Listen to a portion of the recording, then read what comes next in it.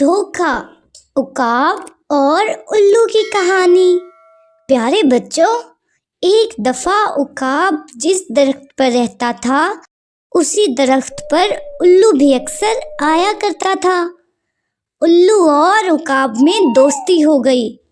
عقاب بولا، ارے بھائی الو، میں تم سے وعدہ کرتا ہوں میں تمہارے بچوں کو کبھی بھی نہیں کھاؤں گا، بس تم مجھے اپنے بچوں کی پہچان بتا دو۔ الو نے عقاب کو جواب دیا، ارے اس میں کیا مشکل ہے، میرے بچے سب پرندوں کے بچوں سے زیادہ خوبصورت ہوتے ہیں، ان کے چمکیلے اور خوبصورت پر دیکھ کر تم انہیں ایک نظر میں ہی پہچان لو گے۔ بس ٹھیک ہے بھائی الو، اب میں کبھی بھی دھوکہ نہیں کھا سکوں گا۔ یہ بول کر عقاب اڑ گیا اور جنگل میں چلا گیا۔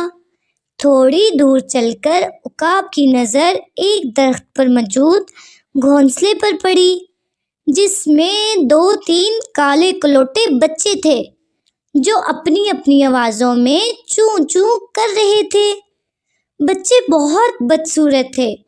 عقاب نے سوچا، یہ تو کسی بھی طرح سے الو کے بچے نہیں لگ رہے، مجھے بہت بھوک بھی لگی ہوئی ہے، کیوں نہ میں انہیں ہی کھا لوں۔ یہ سوچ کر عقاب نے ان بچوں کو کھانا شروع کر دیا۔ جب عقاب سب بچوں کو کھا گیا تو الو اڑتا ہوا آیا اور شور مچا کر بولا، عقاب یہ تم نے کیا کر دیا، یہ تو میرے بچے تھے۔ عقاب گھبرا کر اڑ گیا اور وہیں پاس سے ایک کوا گزر رہا تھا۔ وہ بولا، اس میں عقاب کا کوئی قصور نہیں ہے، ساری غلطی تمہاری ہے۔ جو کوئی کسی کو دھوکہ دیتا ہے اور اپنی اصلیت کو چھپاتا ہے اس کا یہی انجام ہوتا ہے۔ تو پیارے بچوں، اس کہانی سے ہم نے سبق سیکھا کہ ہمیں کسی بھی قیمت پر کسی کو دھوکہ نہیں دینا چاہیے۔